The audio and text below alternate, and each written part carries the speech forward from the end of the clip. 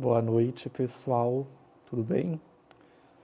Vamos aguardar a entrada do Dr. Felipe Prado Macedo da Silva e iniciaremos nosso bate-papo sobre a União Europeia.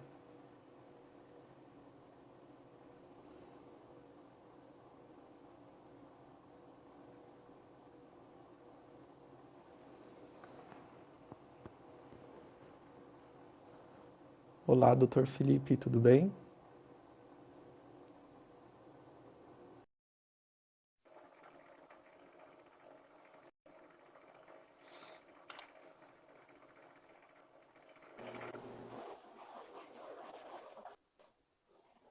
Opa, Olá, tudo bem? tudo bem, e você? Deixa eu só dar uma Tudo bem, ajeitada graças a aqui. Deus. Aham. Ixi, pronto. Dá uma ajeitada aqui. Acho que tá muito baixo aqui, Muito tudo frio por tranquilo. aí? Aqui tá um pouco, mas aí acredito que aí tá mais, né? No sul Sim, aí. aqui 10 graus, parcialmente chuvoso. Mas de manhã, isso? De manhã? Não, agora à noite. Aqui tá fazendo 11, 12, mas de madrugada. De madrugada. É, você está em Monte Carmelo? É, Monte do lado Claro, aqui, desculpa. Monte Carmelo, do lado no Triângulo Mineiro. Triângulo Mineiro. Deixa eu só ver se eu consigo aumentar aqui Uhum. um pouco. Esse novo chat do Instagram tá. Se ele tá muito próximo. Deixa eu ver se eu faço um arranjo aqui. Mas tudo tranquilo. Que Pronto, aqui tá, bom. aqui tá melhor. Obrigado aí pelo convite, mais uma vez, né? Pra Eu gente, que agradeço. Pode falar. pra gente conversar um pouco aí sobre a União Europeia. Eu gosto bastante desse tema. É um tema que eu tenho entrado cada vez mais, né? Eu fiz minha tese de doutorado fala um pouco de União Europeia, mas aí por conta aí de outras atividades a gente acaba que a gente não trabalha com o tema com mais força, mas a partir desde o ano passado eu tenho começado a trabalhar mais com a União Europeia, feito Uhum. alguns, eu tenho tentado ir mais pro lado das relações internacionais aí, vamos ver se Ai, dá certo, né? sim. Eu agradeço a sua disponibilidade também em aceitar, em falar desse tema, que vamos dizer, nos últimos tempos tem ficado interessante, né? Principalmente com a questão do Brexit, o novo acordo da União Europeia com o Japão, são algumas coisas bem interessantes para o Brasil, né, na área de comércio internacional. Sim, bastante. Na verdade, assim, é um tema importante do ponto de vista das relações internacionais para o Brasil, né? Principalmente na temática agrícola. Na verdade, eu comecei a estudar a União Europeia por conta de estudar tema de desenvolvimento rural, por conta da política que eles têm lá, que é a política agrícola comum, a chamada PAC, né? Então, foi por conta disso que eu comecei a estudar. E claro que esse tema, sempre ele volta e tem a questão ambiental, né? Em relação a gente falando isso do Brasil, tem a questão ambiental, que chama bastante atenção, e tem todas as relações e os conflitos ligados aí ao comércio de produtos agropecuários, né? Uhum. Tem um conflito relevante aí nesse tema, por conta da Europa ter uma agricultura ainda que recebe bastante recurso público, consequentemente você tem uma agricultura que sobrevive, é competitiva ainda aqui com os pacotes que eles recebem, mas enfim, são, são os desafios aí nessa temática. Sim. Bom, vamos começar então. Aí eu gostaria que você se apresentasse e aí você pode começar falando sobre o que é a União Europeia. Então, eu estou hoje aqui, eu sou Felipe, né? Eu estou aqui hoje na Universidade Federal de Uberlândia, em Minas Gerais, né? No Instituto de Relações, de Economia e Relações Internacionais. A gente aqui tem um curso de Economia, tem um curso de Relações Internacionais, tem pós-graduação das duas áreas também, na Economia, mestrado e doutorado, e no RI a gente tem um mestrado e está caminhando para ter aí, acho que nos próximos anos, o doutorado também de RI. A União Europeia, veja, desde o pós-guerra, ou no entre guerras, começa nas relações internacionais a se desenvolverem instituições, que é o viés que eu tenho, que é o viés de analisar a governança. Então, essas instituições supranacionais, você começa a enxergar elas justamente a partir do pós-segunda guerra com mais força. E a União Europeia, na verdade, ela surge de alguns acordos, enfim, as várias comunidades que se chama, né? Hoje a gente não tem mais a expressão comunidade, porque logo no início você tinha Comunidade Econômica do Carvão e do Aço, Comunidade Econômica Europeia, Comunidade Europeia da Energia Atômica. E aí, depois, a partir do final dos anos 90, ou no meio dos anos 90 ali, você começa a ter uma aglutinação dessas comunidades e você transforma no que é hoje União Europeia. Enfim, eu vou falar assim de níveis gerais, sem muitos detalhes que podem, enfim, mas, enfim, vale a pena depois a leitura para quem tem interesse no tema. E aí você tem o quê? Você tem o estabelecimento de instituições que vão intermediar um arranjo multilateral, que no caso aí, hoje, é um arranjo institucional, né, de relações internacionais entre os governos, que reúne atualmente, nesse ano de 2021, 27 países. Lembrando que no começo do ano finalizou aí a saída do Reino Unido, né? Então, você tinha o Reino Unido, composto pelas suas nações que estão ali na ilha da Grã-Bretanha e a Irlanda do Norte. Então, era a Irlanda do Norte, Escócia, Inglaterra e País de Gales, que faziam essa composição. Eu acho que tem uma ilha também aqui enfim, alguns territórios ultraperiféricos que também faziam parte de algumas coisas, e você teve a saída. Então, hoje você tem 27 países, né? 27 nações que compõem a União Europeia, e você tem esse arranjo. Então, ali é uma instituição supranacional que tem não só a gestão de certas temáticas do ponto de vista da integração multilateral, mas você tem hoje também instituições que fazem a política europeia. Então, por isso que eu comecei a estudar. Igual, hoje, por exemplo, a política agrícola, ela é uma política estabelecida a partir das decisões europeias. E aí cada país replica essas políticas no país, nas suas regiões e, consequentemente, nas suas estruturas locais. E aí você vai replicando essa política. Então, por exemplo, hoje existe a política europeia. Há vários outros temas que a Europa ela não se mete, digamos assim. Então, por exemplo, se você, quem gosta muito de relações internacionais, vai ver, por exemplo, que você tem, em algumas situações, o fato de que alguns temas, por exemplo, cada país, a União Europeia, por exemplo, ela tem a embaixada dela, mas cada país continua tendo as suas embaixadas. Então você tem também uma política que a União Europeia faz, que é, por exemplo, o Serviço Exterior de Relações Internacionais da União Europeia, mas cada país ainda tem a sua diplomacia de maneira independente. Então, esse arranjo institucional que ganhou domínio, enfim, do pós-guerra, criou uma série de instituições, e a União Europeia é o caso de maior sucesso em termos de instituição supranacional e gestão de política entre múltiplos países.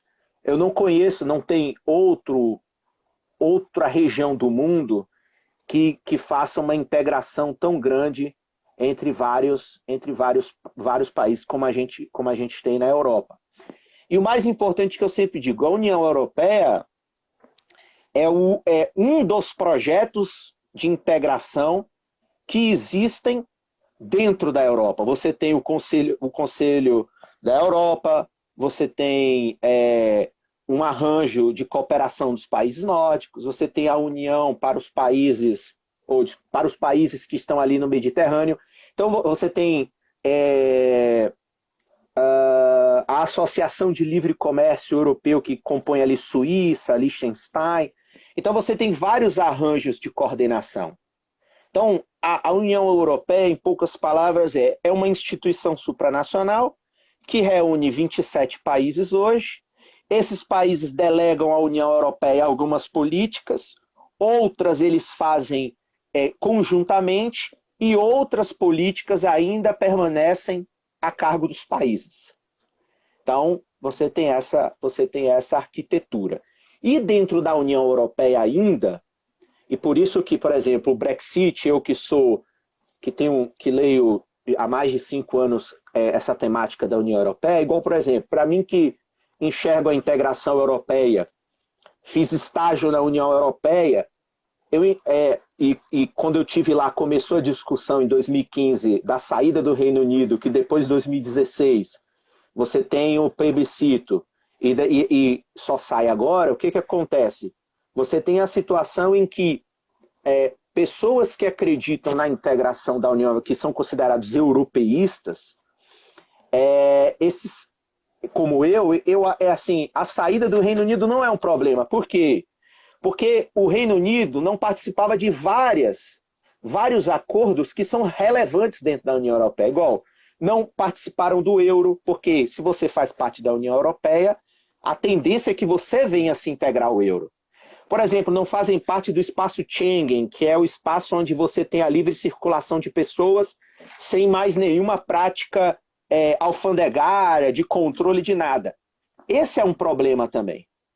Então, veja, basicamente, você tem a situação em que a consequência é que países que não querem aceitar todos os acordos, eles começam a ser considerados parceiros, assim...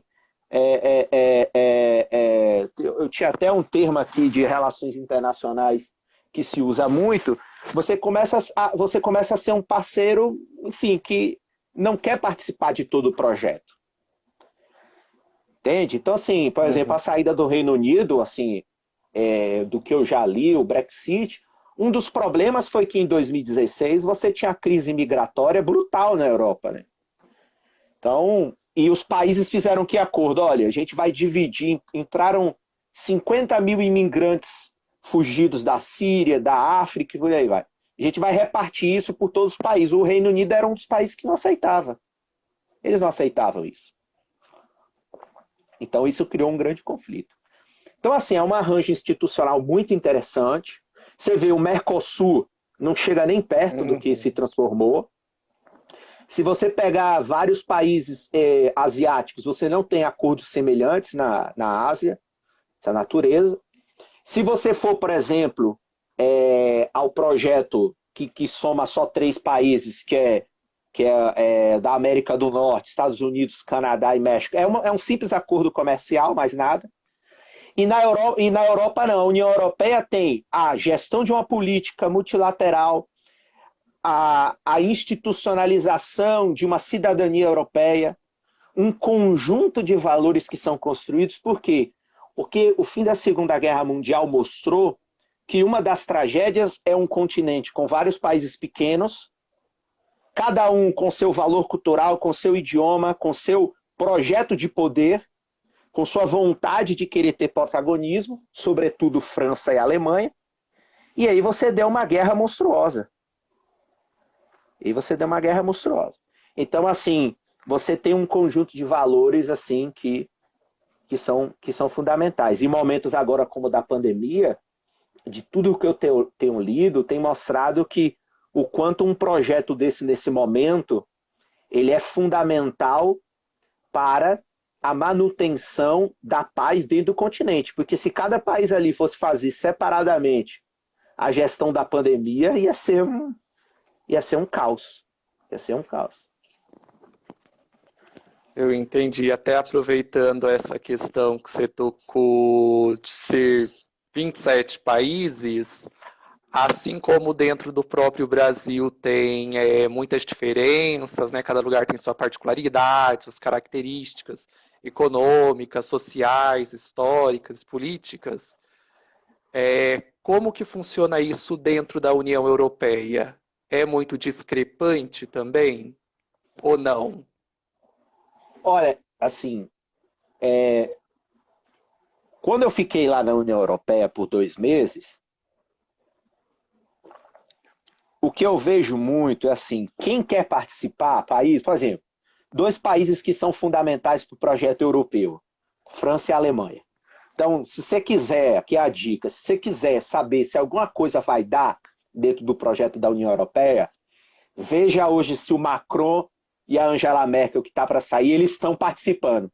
Se eles estiverem lá garantindo, é porque a coisa tem chance de dar certo, porque eles são as 2 maiores economias do bloco. Claro que tem a Itália, o Reino Unido saiu, então a gente já não considera. Mas veja,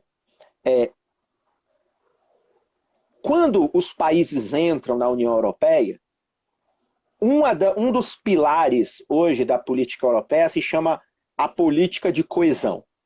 Então, além da política agrícola para o mundo rural, que é a mais importante ainda, hoje você tem muito recurso do orçamento europeu indo para essa chamada política de coesão.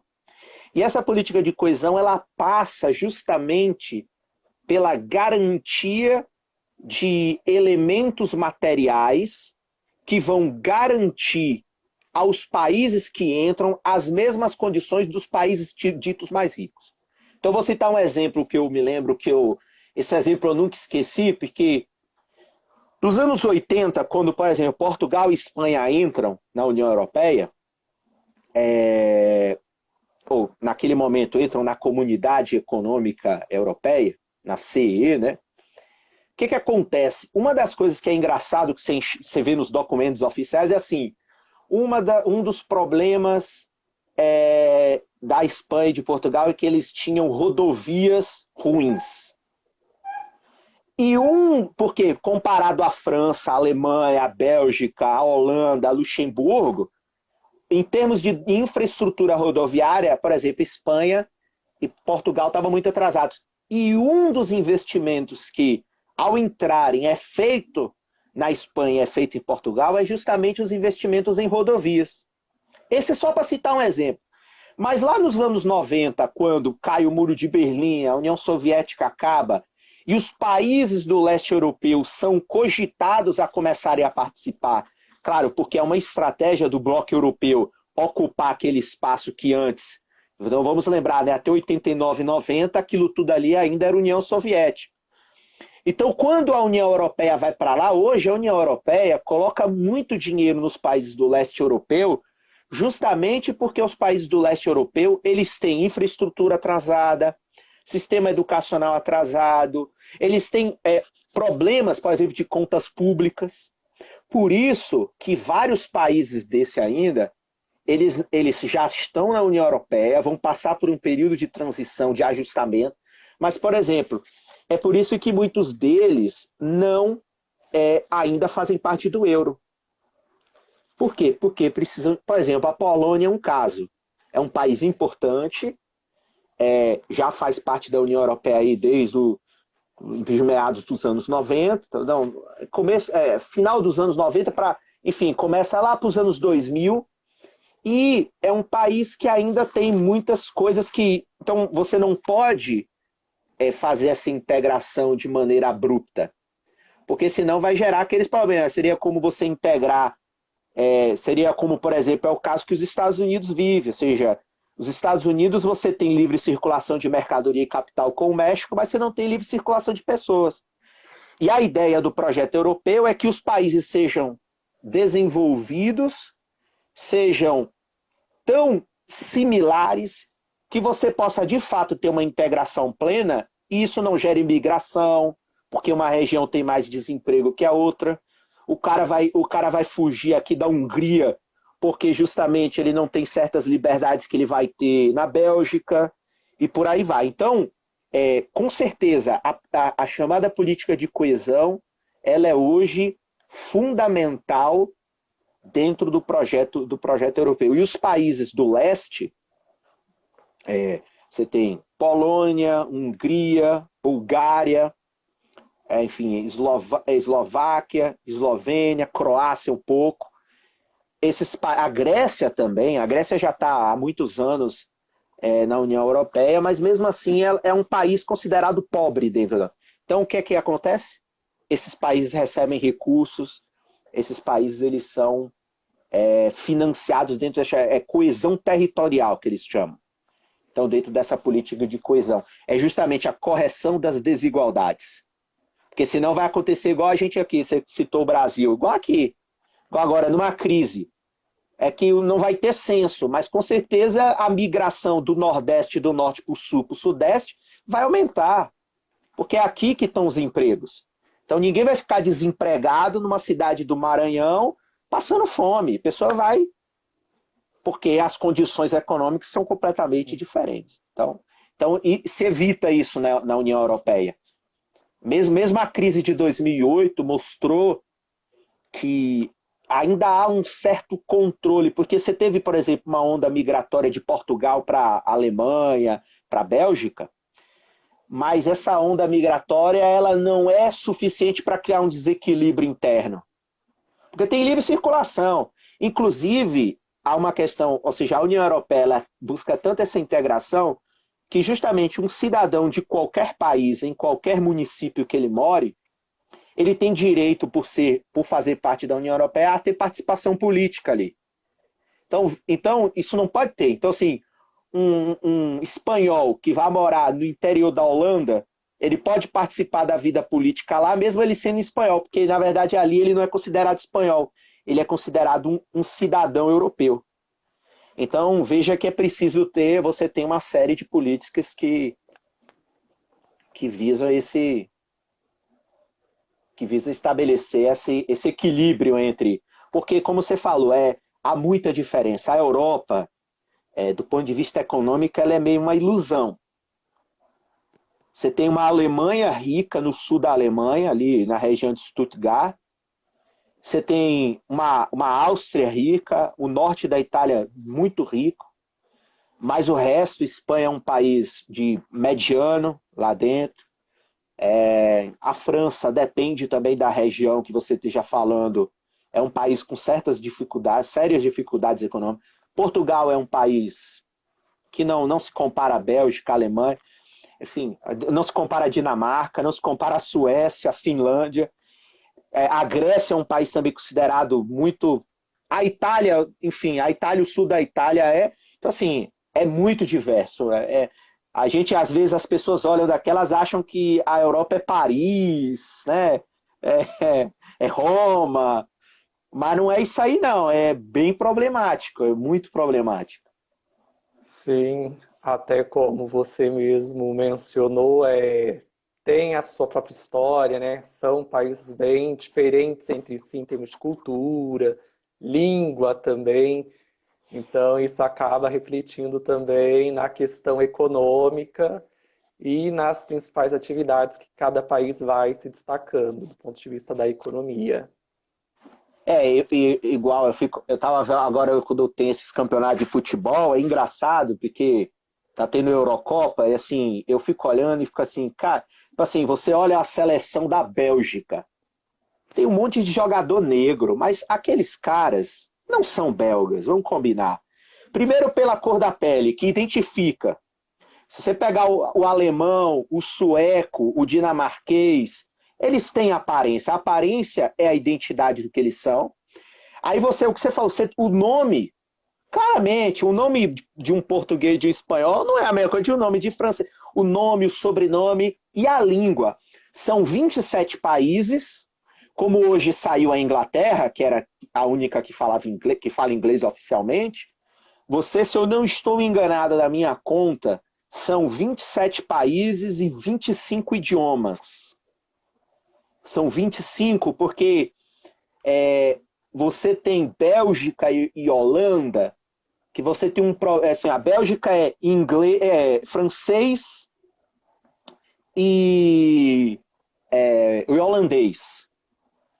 Aí você tem a Holanda que fala holandês e inglês, mas oficialmente, então, você tem por exemplo, Luxemburgo também, você tem esse problema. A língua oficial é o alemão, enfim, francês também. Então você tem 27 países, mas se eu não estou, são 25 idiomas. Então imagine a loucura que é isso. E tudo isso, o nome identifica, a cor da pele, a altura. Claramente você. Aí eu assisto a Eurocopa, eu fico vendo assim, esse cara aqui. Aí tem um cara baixo, negro na seleção da Dinamarca. Esse cara não é dinamarquês, não tem como ele ser dinamarquês. Ele pode até ter passaporte dinamarquês, ser naturalizado, mas a identidade dele não é a identidade predominante daqui. Diferente, igual nós aqui vamos ser muito facilmente confundidos com português, com espanhol, com italiano, porque é mais misturado. Mas há países ali da Europa, como você falou, que claramente existe uma identidade visual, o nome. A gente não tem nome de alemão, nem altura de alemão, nem cor de alemão, nada. Enfim, claro, esses problemas, eles estão dentro da Europa, criam também problemas econômicos, mas eu acho que cada ano que passa, esses problemas eles são superados, sabe? Eu vejo que, porque há uma coisa que a gente não pode perder de vista, é que o projeto europeu ele nasce da tragédia da guerra. Então, a guerra, a Segunda Guerra Mundial, que está aí estimada em 60 e poucos milhões de mortos, é uma coisa assim que nenhuma outra guerra na história destruiu tanto o continente. E assim, eles chegaram à conclusão de que é um território pequeno com um monte de país junto, cada um com como você falou, cada um com suas aparências, com suas culturas, com tudo que é seu, não quer abrir mão pro do outro. E aí os pais fundadores da União Europeia, eles vão colocar como um ponto-chave, inclusive, se eu não estou enganado, em 2007, a União Europeia ganhou o Prêmio Nobel de Paz, porque finalmente colocou paz e tranquilo, porque hoje você não enxerga no horizonte possibilidade de guerra na Europa. O que é o objetivo alcançado, entendeu? Entendi, sim, realmente. E esperamos que isso continue ao longo do tempo.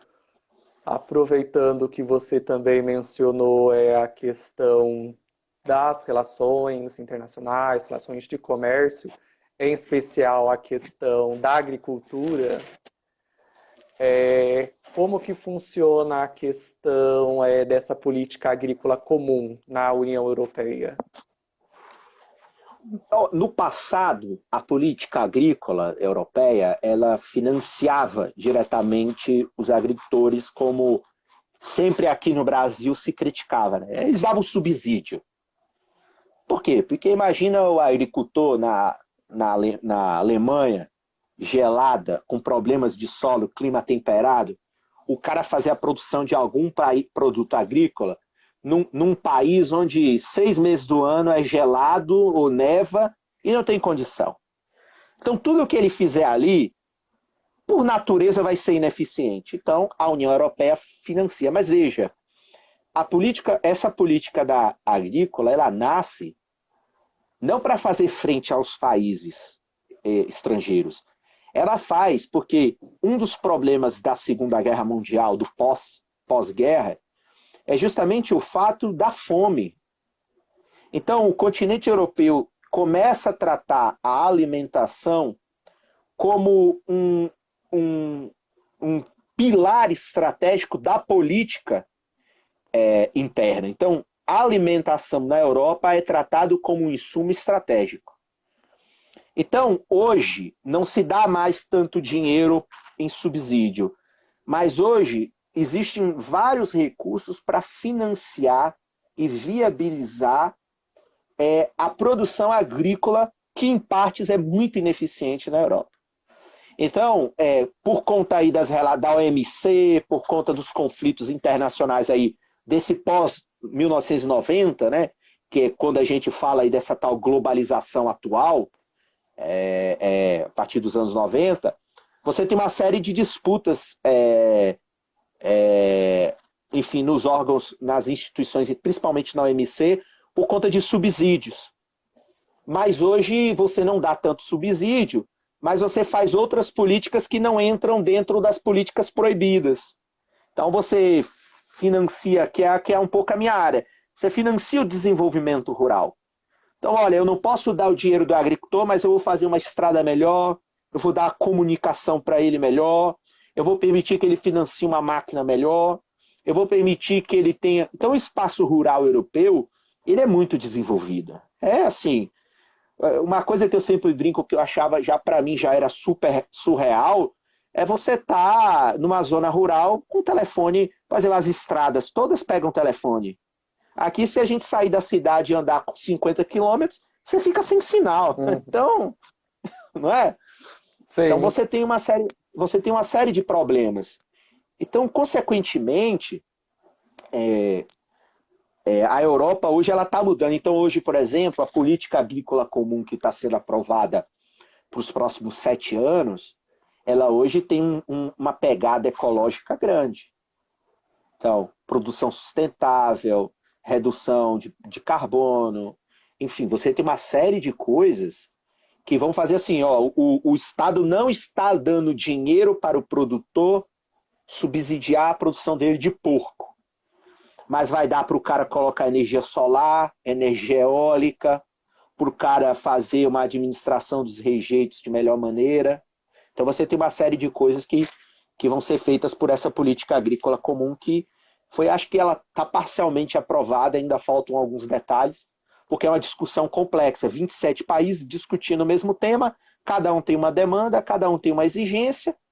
Então, assim, por exemplo, você comparar Portugal com a Dinamarca, é duro, porque a Dinamarca tem uma agricultura sob outras condições.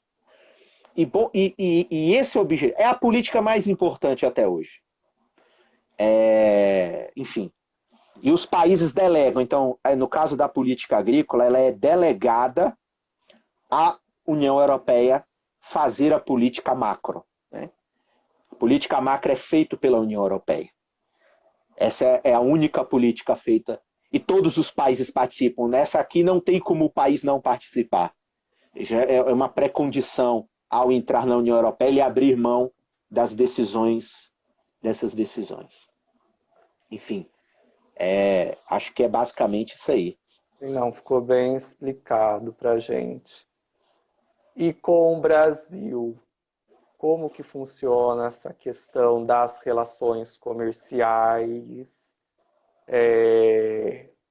Essa questão de eventuais barreiras fitossanitárias que eles podem impor para que a gente exporte algum produto? É claro que países, e é claro que a União Europeia, ela tem uma coisa que no Brasil a gente não tem, que é justamente a busca pelo protagonismo internacional. Então, claramente, eles vão proteger os produtos deles. Claramente, eles vão proteger o mercado deles. Mas, assim, eu como economista, você também, eu não vejo isso como um problema, porque isso aqui é o mínimo que uma política nacional tem que fazer. Então, assim, errado somos nós que abrimos o nosso mercado para os produtos chineses de maneira indiscriminada. Então, eles vão fazer isso. Por quê? Aí a gente tem que tentar pensar como os caras lá. Então, veja, a União Europeia, e pouco se fala nisso, ela é a segunda maior economia do mundo em conjunto. Então, os Estados Unidos, que está aí na faixa dos 20 trilhões de dólares, e o Reino Unido é mais ou menos uns 16 trilhões. A China é a terceira economia nisso. Então, o primeiro passo é a gente entender que a União Europeia, ela se comporta em bloco, porque em bloco ela é a segunda maior economia do mundo. E em alguns momentos, se eu não me engano, aí antes da crise de 2008, e acho que um pouquinho também nos anos 90, ela é a única que já ultrapassou a economia norte-americana. Se eu não me engano, em 2007, 2008, a economia da União Europeia ela foi a maior do mundo, deixando para trás os americanos. Então, o que está por trás disso que eu estou falando e se fala? Pô, ninguém fala, a gente não vai achar noticiário, você fala assim, não, a União Europeia em conjunto é a segunda maior economia do mundo. Você não vai ver isso, porque não se percebe essa questão. E os 27, mesmo saindo do Reino Unido, os 27 países juntos, eles, em bloco, são a única economia hoje que consegue rivalizar de frente e se aproximar da economia americana. Os chineses também estão caminhando para isso. Os chineses também estão caminhando para isso. Então, vai ficar ali Estados Unidos, União Europeia e China num primeiro bloco de grandes economias globais, né? Alguns livros falariam antigamente que era a tal da tríade, né? A tríade do norte, né? A América do Norte, a Europa e a Ásia, que antes era Japão. Enfim, se a China fizer um bloco econômico com o Japão, aí ninguém segura eles, né? Aí, porque o Japão também está ali, se eu não me engano, hoje é a terceira ou quarta economia do mundo também. Então, o que acontece? Eles vão proteger o mercado deles. Porque a visão estratégica deles é de economia que quer se tornar líder. Eles não querem ficar... nós, aqui no Brasil, nós não temos essa pegada de quero ser a maior economia da América Latina, eu vou fazer aqui um acordo para fazer com que a Bolívia se torne um estado que dependa da gente, ou o Paraguai. A gente não tem essa pegada de querer colocar a nossa soberania em nível internacional, em plano internacional. Eu estou falando aqui do ponto de vista econômico. Mas os europeus têm e eles vão proteger. Então, tudo que eles puderem fazer para criar algumas barreiras, eles vão criar. E, por exemplo, a questão, igual você falou, fitossanitário, eu acho que é uma questão superada, já não é tanto mais o problema hoje, porque realmente eles querem produtos com maior qualidade, eles não vão querer produtos de baixa qualidade, e, consequentemente, eles vão querer que esses produtos eles estejam, enfim, num determinado patamar de qualidade, enfim, de segurança, que é o que aí é que tá, é o que eles realmente têm no mercado deles.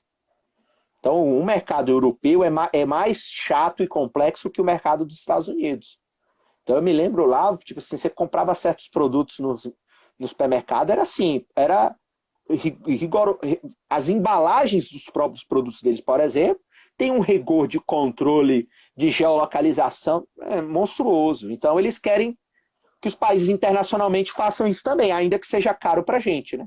Que você rastrear gado, você fazer certos controles hoje que a gente não tem a tecnologia, por ser um país em desenvolvimento, claro que se torna caro você produzir 1 quilo de picanha aqui e mandar para fora, 800 gramas de picanha, custa um preço que realmente porque a gente vai precisar de vários insumos e etc. Então, consequentemente, a gente tem essa questão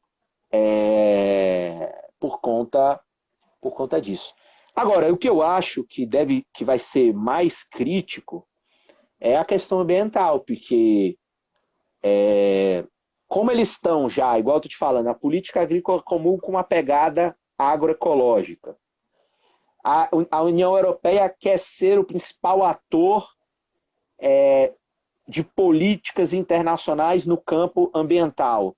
Ou seja, a gente vai levar de maneira clara esse projeto para o mundo.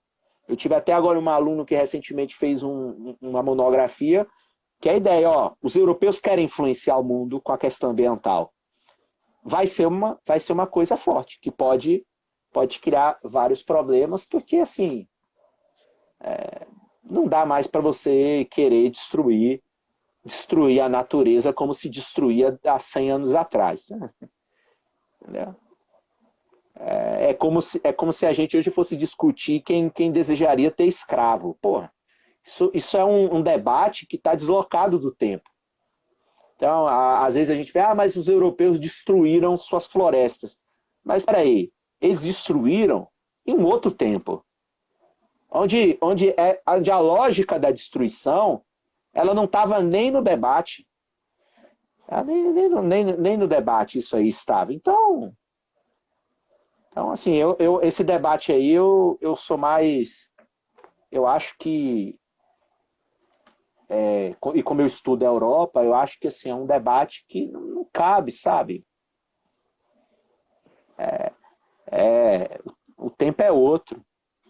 Então, assim, não dá para você imaginar que você vai destruir uma floresta amazônica, uma floresta tropical densa, para criar gado ou colocar um condomínio ali, assim, sabe? São coisas que não têm mais cabimento nenhum. Sim, até você mencionando, até mesmo na nossa própria área, né? Na economia tem crescido também essa preocupação com a questão ambiental, agroecológica, por exemplo, exportação de carbono, a questão das águas virtuais, né? Que é a questão da quantidade de água que a gente está exportando nos produtos. Então, realmente é uma temática que vai crescer bastante, que a gente, como economista, já está engaixando no próximo assunto, a questão de temas para pesquisa, que vai ser forte no futuro. Eu acho que a questão ambiental, igual eu tive um aluno aqui de RI que terminou agora recentemente, ele fez uma monografia muito boa sobre o Pacto Ecológico Europeu, que é o pacto que a Europa quer colocar, principalmente o foco maior sempre é a busca pela neutralidade de carbono, porque é o que tecnicamente reduz o aquecimento global no médio prazo, aí, que é o principal problema. Mas a política agrícola ela já vem com uma pegada de alguns ajustes muito, muito fortes. Então é um tema forte. Eu acho que para a Europa hoje, o tema que vai pegar pesado, por ser um continente temperado e que, enfim, digamos aí que pelo menos uns 6 meses do ano você tem problemas climáticos ligados a muito frio. Eu acho que o que vai para a Europa vai ser a questão energética.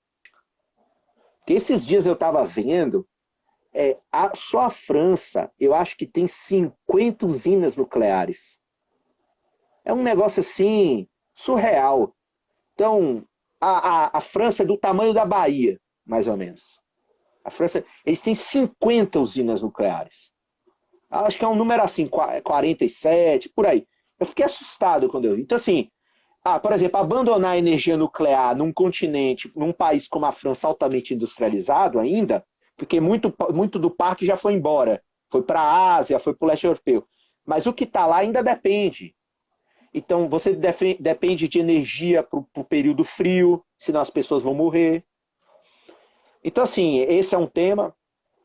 Na área de economia, eu acho que um tema que ainda tem muita frente, eu estou começando a ler muito, mas não dá para fazer tudo ao mesmo tempo, a questão da moeda europeia ainda é um tema interessante. Então, tema ambiental, o tema monetário, por quê? Porque um dos desafios do euro é se tornar uma moeda de reserva de valor internacional, né? Então, ela ainda não conseguiu. Então, assim, é uma moeda que tem algumas pernas que estão faltando e ela ainda não consegue cair de frente com o dólar. É um tema a ser estudado porque esse arranjo monetário vai precisar de algum ajuste em algum momento do tempo. Eu acho que o tema que eu estudo mais, o tema agrícola ainda é um tema importante, porque, como eu falei, a Europa é a segunda maior economia do mundo, e lá tem mais ou menos, hoje já tirando o Reino Unido, uns 440 milhões de habitantes. Então, do ponto de vista populacional também, é um continente que tem um mercado consumidor gigante. Então precisa ser considerado isso. Então, assim, o tema da alimentação ainda é importantíssimo. É importantíssimo. E não acho que é pretensão dos europeus, por exemplo, ficar dependente dos brasileiros para fornecer alimentos. Né? Isso aí não tem... Eles estão mais para querer diversificar o abastecimento deles, fornecimento da África, alguma coisa da Ásia, como os chineses, dizem os especialistas que já está fazendo, né, por conta da pandemia, não vão ficar dependentes, por exemplo, da soja brasileira por resto da vida, eles vão diversificar. Basicamente, eu acho que, assim, tem outros temas que não são da nossa área de economia, mas com certeza, aqui no Brasil você tem muito estudo de União Europeia no campo do direito. É o que mais tem. No campo das legislações, porque, querendo ou não, lá são os exemplos mais avançados de legislação supranacional. Como eu falei, assim, o país abre mão de ter uma legislação para deixar que a União Europeia tenha a legislação. Então, quem estuda direito internacional estuda muito caso europeu. Aqui, Fundação Getúlio Vargas tem, acho que aqui na UFMG tem. Outro dia eu assisti um evento deles e eu vi várias universidades aqui que tem uns 10, 15 projetos nesse campo. Mas a minha área mais de governança, que é estudar a estrutura da União Europeia, como ela se comporta, como ela produz as regras do jogo, como ela lida com os desafios econômicos. Igual, na crise de 2008, ainda há muito para se estudar. Porque mesmo quando eu estava lá em 2015, a crise não acabou. Vários estados ainda estão quebrados. Por quê? Porque a política econômica europeia foi a política do arroxo, né? Cortar, cortar, cortar, cortar, cortar, cortar, cortar. Mas o Estado... Cortar, cortar, cortar. Agora é que eles viram, agora na pandemia, que eles estão fazendo um pacote também bilionário para salvar as economias. Mas na crise de 2008, não, foi só cortar. Por isso que a Grécia quebrou, a Espanha entrou em crise brutal, Portugal. Então eles fizeram as políticas ortodoxas aí, né, as políticas econômicas ortodoxas, que foram políticas que o continente estava com problema. Eu não posso afirmar que a crise de 2008 ainda continua, mas assim, a Europa economicamente ainda não se recuperou da crise de 2008. Então, assim, é um outro tema, é um outro tema de pesquisa interessante a ser estudado, enfim, que é importante. Agora, eu particularmente, eu tenho estudado muito as estruturas, né? Eu gosto muito da forma como, por exemplo, será que novos países podem entrar na União Europeia? Aí você tem que refletir, mas o que é o continente europeu, né? Então, por exemplo, por que a Noruega não entra no projeto? Porque eles têm outros interesses. Por que um país pequeno como a Suíça ainda não participa? Será que, por exemplo, países como a Turquia vão entrar? Porque você tem aí já outros problemas, né? Por exemplo, o problema religioso é um impacto, porque a Europa que quer se unir, ela é a Europa rica, Europa ou de renda média, ela é a Europa branca e ela é a Europa cristã. Então, como aceitar um Estado árabe, meio muçulmano? É um problema. Enfim, porque os avanços para o leste europeu também é preciso analisar. Por exemplo, que se ainda tem vários países, eles têm Bielorrússia, você tem... enfim, os países...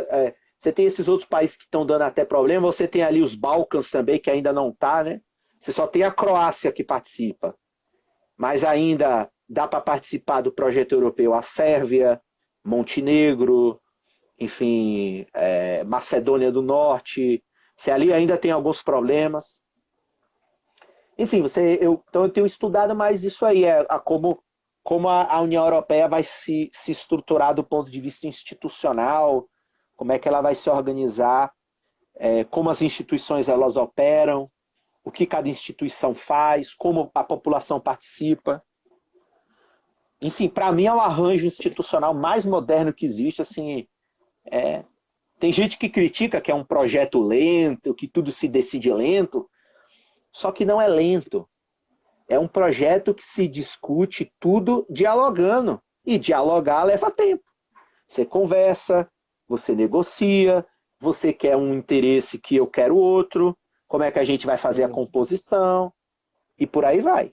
Então é um projeto baseado no diálogo. Se você for em Bruxelas um dia, você vai ver lá é a cidade das reuniões, que tudo se discute, tudo se conversa, tudo se faz um projeto, se discute, tenta-se desenhar um projeto que envolva todos. E por isso que às vezes é um projeto lento. Mas é um baita projeto, assim, quem está na área de economia, relações internacionais, pode estudar tranquilo, porque é um projeto assim incrível. Eu acho é um projeto que eu fico muito animado. Eu tô voltando a estudar aí, vamos ver se nos próximos anos porque quando a gente entra num tema, você sabe disso, é difícil depois você fugir dele, né? Sim. Você começa a trabalhar um tema, você se desvincular dele é uma separação. Então, assim, eu tô querendo hoje, se eu pudesse, assim, porque eu tenho algumas matérias da área de rural, mas se eu pudesse hoje, eu estudava só a União Europeia. Assim, focava e...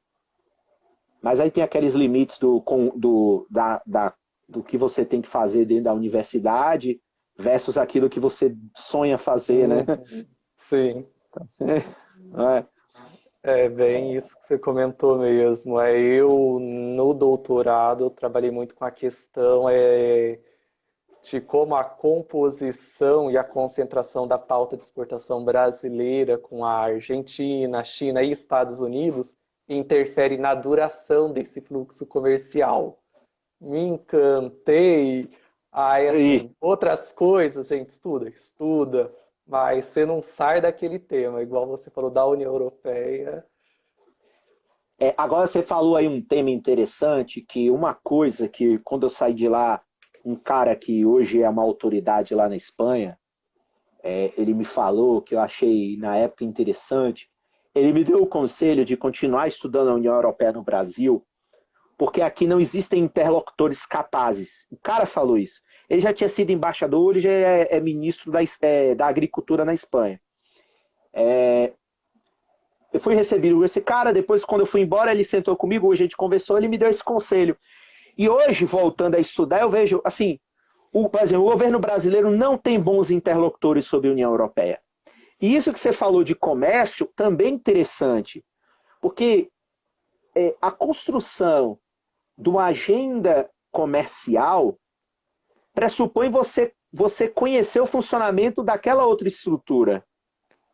Por exemplo, eu sempre, nas vezes que eu tenho a oportunidade de falar de União Europeia, eu sempre falo para os alunos o seguinte: se você quiser, igual aqui, ó, se a gente tiver problema com a exportação de frango para a Europa, com quem você conversa lá? Você não vai conversar individualmente com os 27 países. Você vai conversar aonde na União Europeia? Quem que estabelece políticas conjuntas para esse tipo de tema? E aí é o que você falou, como você não tem especialistas, as pautas tradicionais aqui, elas vão perdurando.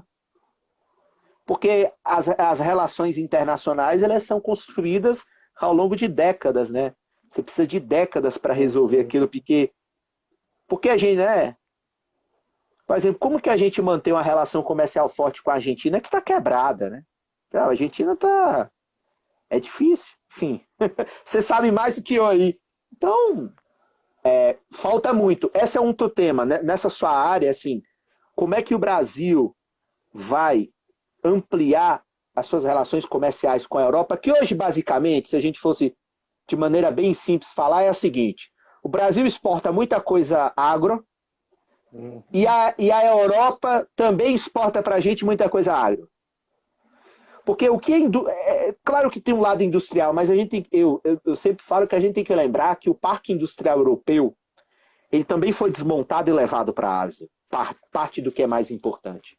Ele também está na Ásia. Então, é claro que a nossa pauta industrial ela está toda jogada para a Ásia e ficou claro algumas coisas assim muito específicas, mas que não é o volume e não é o. Então, assim, a Europa manda muita coisa agro para a gente. E aí é que tá, o agro sofisticado. É o vinho francês, é o queijo francês, é a azeitona espanhola, que é o sofisticado de lá, que não é nem um produto, uma commodity, é um produto agroalimentar. Então a gente recebe uma garrafa de vinho da França de 1.000 euros e tem que exportar um monte de saco de soja para poder compensar. Então, isso aí tem muito a ser estudado e avançado, muito. Tem, não, sim. Essa área de comércio tem muito mesmo, principalmente indo mais em direção à área microeconômica, principalmente, estrutura de mercado, a composição das pautas, são a qualidade dos produtos, são temáticas que tendem a crescer bastante. Aqui no Brasil, a gente, por conta da legislação, a gente não tem tanto acesso a nível de dados comerciais, a nível de empresa, né? Infelizmente. Mas Japão, alguns países da Europa, eles permitem esse acesso. Então, aí você vê, lendo aqueles estudos, a riqueza de detalhes, mesmo no nível mais microeconômico mesmo. Agora, em relação a isso, que eu vejo muito na Europa já acontecer para finalizar, acho que é 1 hora só que pode de live no Instagram, né? Isso.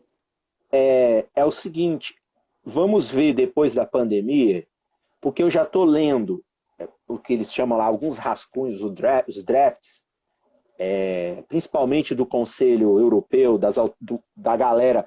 Você tem um Conselho Europeu onde estão todos os presidentes, primeiros ministros, chefes, né, dos governos. Assim, por conta da pandemia, a Europa está assustada com o nível de dependência da China deles.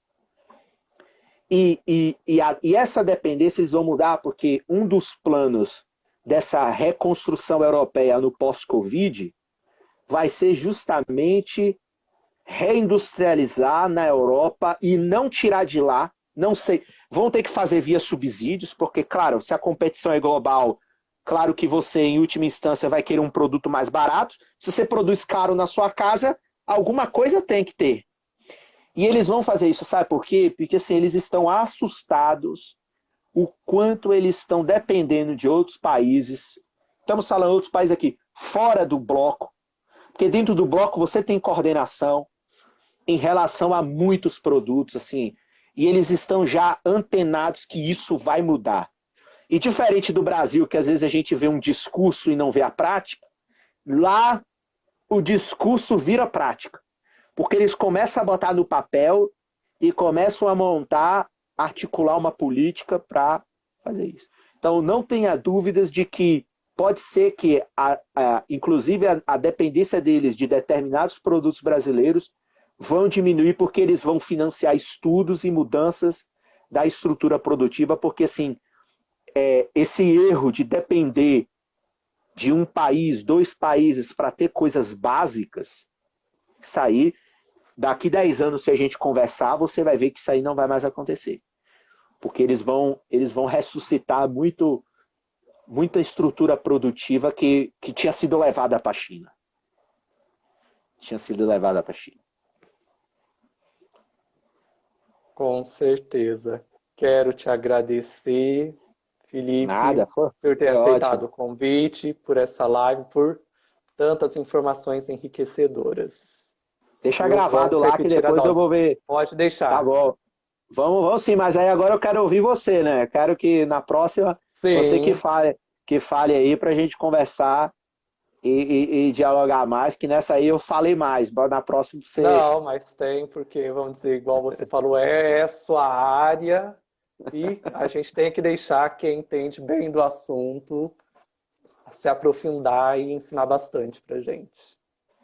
Nada, eu que agradeço. Bom descanso pra você aí. Até a próxima. Aí vai se falando. Né? Deixa Beleza, muito salvo lá. obrigado.